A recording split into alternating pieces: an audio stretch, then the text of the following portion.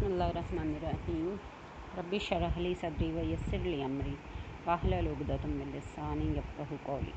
Dear students, آج کا lecture ہمارا سورہ احزاب کے بارے میں ہے۔ اس کا ترجمہ تشریح ہوگا۔ شروع کرتے ہیں۔ احزاب کا مطلب گروہ کے ہے۔ یہ جنگ خندق اور جنگ احزاب، غزوہ خندق، غزوہ احزاب ایک ہی غزوے کے نام ہیں، اور احزاب کا مطلب ہے گروہ۔ یہ سورہ مدنی ہے اور غزوہ احزاب کے بعد نازل ہوئی تھی۔ قرآن میں اس کا نمبر 33واں ہے۔ آیات کے لحاظ سے اس کی تعداد آیتوں کی 73 ہے، اور یہ 21ویں اور 22ویں پارے میں موجود ہے۔ اس کی کچھ آیات آپ کے سلیبس کا حصہ ہیں، ان کو ہم دیکھ لیتے ہیں۔ بسم اللہ الرحمن الرحیم۔ النبی اولیٰ بالمؤمنین من انفسہم، نبی مومنوں پر ان کی جان سے بھی زیادہ حقدار ہیں۔ وازواجہ امہاتہم، اور آپ صلی اللہ علیہ وسلم کی بیویاں ان مومنوں کی مائیں ہیں۔ آپ صلی اللہ علیہ وسلم مومنوں پر ان کی جان سے بھی زیادہ حقدار ہیں۔ کیوں؟ اگر میں آپ سے سوال کروں تو آپ اس کا کیا جواب دیں گے بچوں؟ بتاؤ۔ آپ صلی اللہ علیہ وسلم مومنوں پر ان کی جان سے بھی زیادہ حقدار ہیں، کیونکہ انسان اپنے لیے خیر اور بھلائی کا رستہ اختیار کرے یا شر اور فساد کا رستہ اختیار کرے تو وہ کر سکتا ہے۔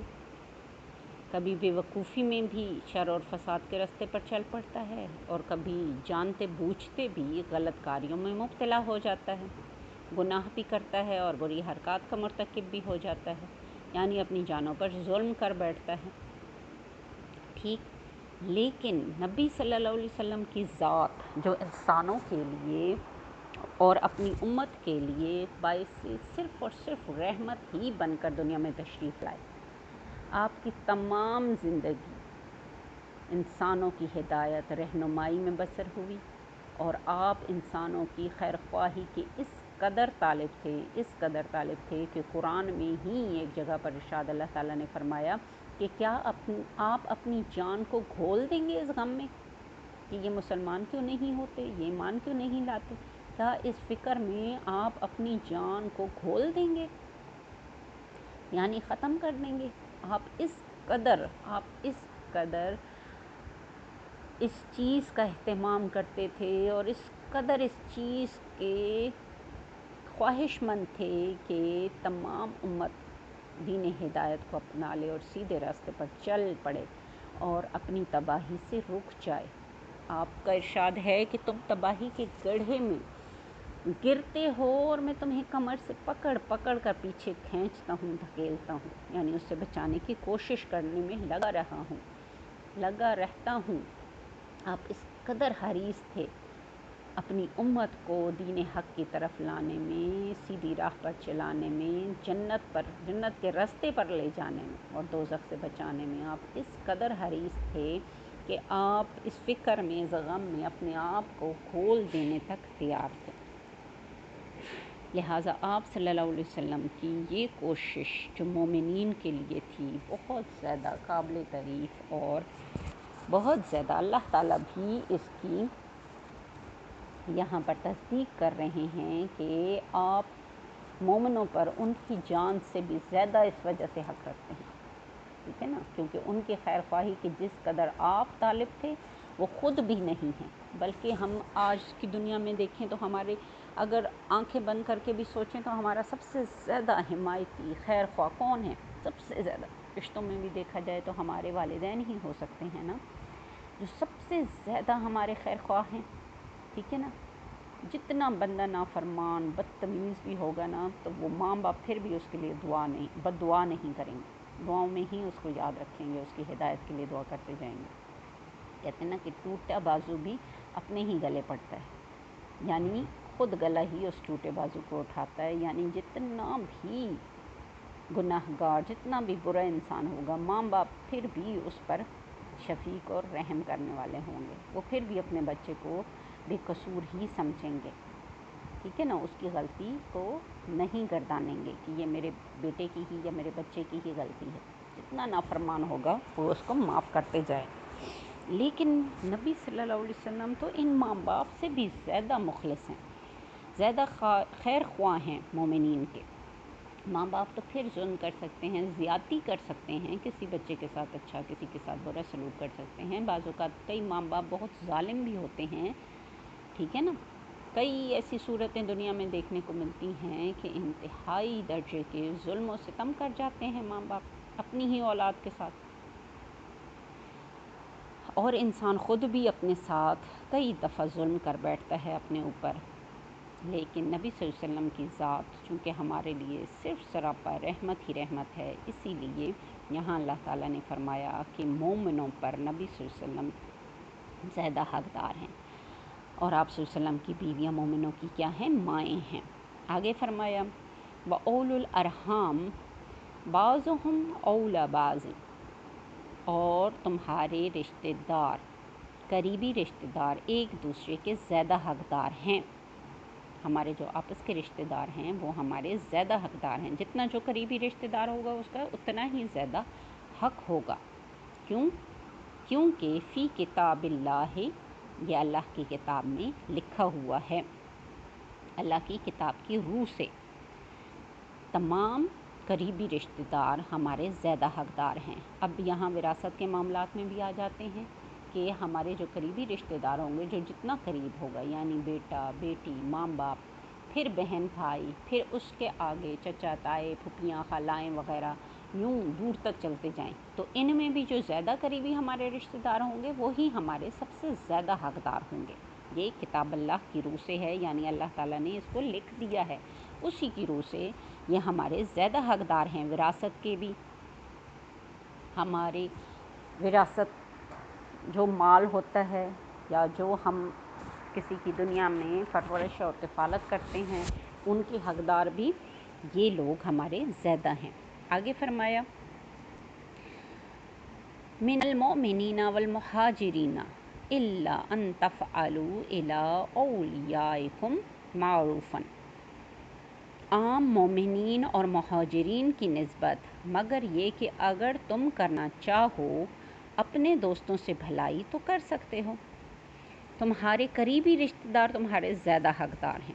जैसे मैंने आपको रिश्तेदारों के बारे में बताया, वो ज़्यादा हक़दार हैं बनिस्बत आम मोमिनीन और मुहाजिरीन के, यानी दूसरे मुसलमानों के जो आम मोमिनीन और मुहाजिरीन हैं, हिजरत करके आए हुए हैं, उन लोगों के ये लोग करीबी रिश्तेदार आपके ज़्यादा हक़दार हैं। मगर अगर आप अपने दोस्तों के साथ भलाई करना चाहें तो कर सकते हैं। काना ज़ालिका फ़िल किताबिल मस्तूर, ये किताब इलाही में लिखा हुआ है। अगर दोस्तों के साथ भलाई करना चाहें, यहाँ हम इस तनाजुर में भी देख सकते हैं कि वसीयत करना, कुरान में वरसा के लिए वसीयत का हुक्म नहीं है, क्योंकि वो तो विरासत के हक़दार हैं। कुरान में उनके तमाम हिस्से लिख दिए गए हैं कि इतना इतना हिस्सा इस रिश्तेदार को मिलेगा। अब इसके बाद कई लोगों के ऐसे पक्के दोस्त अहबाब होते हैं जो ज़िंदगी भर बेहतरीन साथी और मददगार आपके साबित होना चाहते हैं, और आप अपनी विरासत में से अगर उनको देना चाहते हैं, क्योंकि वो डायरेक्ट हक़दार तो नहीं है, उनका हिस्सा तो नहीं बनता आपकी विरासत में, क्योंकि वो आपके रिश्तेदार नहीं हैं, तो फिर अगर आप उनके साथ भलाई करना चाहें तो यहाँ उन्हीं की तरफ इशारा है, तो आप कर सकते हैं। वो भी वसीयत का 1/3 हिस्सा, उसकी आप वसीयत कर सकते हैं। विरासत का 1/3 हिस्सा, इससे ज़्यादा की आप वसीयत भी अपने दोस्त अहबाब के लिए नहीं कर सकते, क्योंकि बाकी का हिस्सा आपके जो अल्लाह ताला ने वारिस करार दे दिए हैं, बना दिए हैं, उन्हीं को ही मिलेगा। लेकिन 1/3 पर आप वसीयत कर सकते हैं, और वसीयत अगर वो आप दोस्तों के लिए या मोमिनीन के लिए करना चाहें या फलाही कामों के लिए करना चाहें तो उसका आपको हक़ है कि आप कर सकते हैं, क्योंकि ये किताब इलाही में अहकामात आपके लिए लिखकर अल्लाह ताला ने नाजिल फरमा दिए हैं। आगे फरमाया लक़द काना लकुम फ़ी रसूलिल्लाहि उस्वतुल हसना काना यर्जुल्लाह वल यौमिल आखिरा व ज़करल्लाह कसीरा, बेशक तुम्हारे लिए रसूल सल्लल्लाहु अलैहि वसल्लम की ज़िंदगी बेहतरीन नमूना है, इनके लिए जो अल्लाह ताला से मिलने और आखिरत की उम्मीद रखता हो और अल्लाह को कसरत से याद करता हो। بہت پیاری بات جو اللہ تعالیٰ نے خود فرما دی، لَقَدْ كَانَ لَكُمْ فِي رَسُولِ اللَّهِ أُسْوَةٌ حَسَنَةٌ۔ حضرت عائشہ سے کسی نے دریافت کیا کہ آپ صلی اللہ علیہ وسلم کا اخلاق کیسا تھا، تو آپ صلی اللہ علیہ وسلم نے فرمایا کیا تم نے قرآن نہیں پڑھا؟ انہوں نے فرمایا کہ میں نے پڑھا ہے۔ تو آپ نے فرمایا جو کچھ قرآن میں ہے وہ آپ کا اخلاق ہے، یعنی آپ بہترین نمونہ اخلاق حسنہ پر آپ قائم۔ آپ کے لیے اللہ تعالیٰ نے بھی فرما دیا کہ آپ کے لیے بہترین نمونہ تم لوگوں کے لیے کون ہے؟ تمہارے نبی کی زندگی میں ہے۔ بہترین نمونہ آپ نے جیسے زندگی گزاری، آپ جب پیدا ہوئے تو کیسے آپ نے پرورش پالی، کیسے فرما بردار آپ بیٹے تھے، کیسے بچپن آپ نے شرافت اور پاکیزگی کے ساتھ گزارا، کیسے جوانی آپ نے پاکیزگی کے ساتھ گزاری، جن جن لوگوں کے ساتھ آپ کا تعلق تھا، واسطہ تھا، رشتہ تھا، ان کو کیسے آپ نے نبھایا، کیسے آپ شوہر ثابت ہوئے، کیسے آپ باپ ثابت ہوئے، کیسے آپ معلم بنے، پھر جب آپ کو نبوت عطا کی گئی تو کیسے آپ معلم بنے، مربی بنے، لوگوں کے لیے نمونہ تقلید بنے، کیسے آپ قانون الہی کو کھول کر بیان کرنے والے بنے، کیسے آپ تعلیمات قرآنیہ کو کھول کر بیان کرنے والے بنے، کیسے آپ قاضی بنے، فیصلہ کرنے والے، کیسے آپ حکمران بنے، کیسے آپ فوج کے سپہ سالار بنے، ان کے لیے ہدایت، کیسے آپ رہنما و رہبر بنے، ان کی تمام تعلیمات و ہدایات آپ کی زندگی میں تمام عہدوں پر فائز بندوں کو مل جائیں گی۔ قاضیوں کو اگر آپ تعلیمات چاہیے تو وہ آپ کے فیصلوں کی طریقے کو دیکھ لیں، کسی حکمران کو اگر اپنے فیصلوں کے لیے رہنمائی چاہیے تو وہ آپ کی زندگی کو پڑھ لے، کسی شوہر کو اگر ہدایت کی درکار ہو، ضرورت ہو کہ میں نے کیسے اپنے گھر والوں کو سنبھالنا ہے، بیوی کے ساتھ کیا سلوک اپنانا ہے، تو وہ نبی صلی اللہ علیہ وسلم کی زندگی کو پڑھ لے۔ کسی باپ کو اگر یہ ضرورت پیش آئے کہ میں اپنے بچوں کی پرورش کیسے کروں، ضرورت نہ بھی پیش آئے تو رہنمائی اس کو نبی صلی اللہ علیہ وسلم کی زندگی سے حاصل کرنی چاہیے۔ اسی طرح ایک معلم کی، ایک استاد کو معلوم ہونا چاہیے کہ معلم کیسا ہونا چاہیے، ایک سپہ سالار کو پتہ ہونا چاہیے کہ ایک سپہ سالار میں کیا خوبیاں ہونی چاہیے، عام امتی، عام بندے کو پتہ ہونا چاہیے کہ اس نے لوگوں کے ساتھ کن اخلاق کے ساتھ، کن اصولوں کے ساتھ پیش آنا ہے۔ ایک بندے کو پتہ چلنا چاہیے کہ وہ اپنے رب کی بندگی اس نے کس طریقے سے کرنی، ٹھیک ہے نا، اخلاق ہم نے کیسے اپنانا ہے، ہم نے دوستوں کے ساتھ، ہمسایوں کے ساتھ، رشتہ داروں کے ساتھ کون سا اخلاق، کون سے حسن سلوک کے ساتھ پیش آنا ہے، ہم نے اپنے والدین کی کیسے خدمت کرنی ہے، کیسے ان کے ساتھ فرما برداری کے ساتھ پیش آنا ہے، اولاد کی کیسے ہم نے تربیت کرنی ہے اور ان کے ساتھ کیسے محبت کے ساتھ ہم نے پیش آنا ہے، ہمسایوں کا خیال کیسے رکھنا ہے، دوست احبابوں کا خیال کیسے رکھنا ہے، یعنی دنیا کے ہر قدم پر، زندگی کے ہر حصے میں ہم نے کیسے زندگی بسر کرنی ہے، اس کا بہترین نمونہ ہم نے سونا کیسے، ہم نے اٹھنا کیسے، ہم نے کھانا کیسے، ہم نے پینا کیسے، ہم نے چلنا کیسے ہے، ہم نے کلام کیسے کرنا ہے، بات کیسے کرنی ہے، ٹھیک ہے نا۔ ہر چیز میں زندگی کا بہترین نمونہ اللہ تعالیٰ نے فرما دیا کہ تمہارے رسول کی زندگی میں ہے تمہارے لیے بہترین نمونہ، اس کو اپناؤ۔ آگے فرمایا اور وہ اس کو اپنائیں گے جو اللہ سے رکھنے ملاقات کی امید رکھتے ہیں اور آخرت کی بھی ان کو امید ہے اور کثرت سے اللہ کا ذکر کرتے ہیں، یعنی ایسے فرما بردار بندے جو اللہ تعالیٰ سے ایمان رکھنے والے، ہم سب مسلمان ہیں الحمدللہ اور ہمارا ایمان ہے کہ ہمیں موت آئے گی، اللہ کے حضور ہم حاضر ہوں گے، اللہ سے ہماری ملاقات ہونی ہے، اس بات کا اگر ہمیں یقین ہے، آخرت کا ہمیں یقین ہے کہ ہمیں دوبارہ اٹھایا جائے گا اور تمام جو اعمال ہم اس دنیا میں کر رہے ہیں ان کا ہم نے حساب دینا ہے، اس چیز کا ہمیں پتہ ہے، پوری امید ہے اور اللہ کو ہم کثرت سے یاد بھی کرتے ہیں، تو ایسے لوگوں کو اپنی زندگی گزارنے کے لیے کس نمونے کو فالو کرنا چاہیے، وہ نبی صلی اللہ علیہ وسلم کا طریقہ زندگی ہے، طریقہ حیات ہے، اس کی تقلید ہم نے کرنی ہے، اس پر قدم قدم پر ہم نے اسی کو فالو کرنا ہے کہ ہمارے نبی نے اس مقام پر کیا کیا تھا، آپ کی اس معاملے میں کیا سنت تھی، آپ نے اس معاملے میں کیا طریقہ اپنایا تھا، وہ تمام طریقے، وہ تمام حیات جس طرح آپ نے گزاری ہے اس کو اپنی راہ سمجھ کر اس پر ہم نے عمل کرنا ہے، اور یہ ہم پر ضروری ہے، فرض ہے۔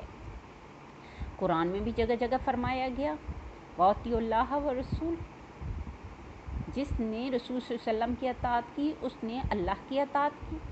जगह जगह फरमाया गया अल्लाह की अताअत के साथ कि रसूल की अताअत भी लाजिम फरमाई गई। एक जगह पर आपने फरमाया जिसने रसूल की अताअत की उसने अल्लाह की अताअत की। आप फिर कुरान मजीद में इरशाद फरमाया, नबी जो तुम्हें दे इसे ले लो और जिस चीज़ से मना करे इसे छोड़ दो। यानी जो जो हुक्म हमारे नबी ने हमें दिया हम उसको अपना लें, उस पर अमल कर लें।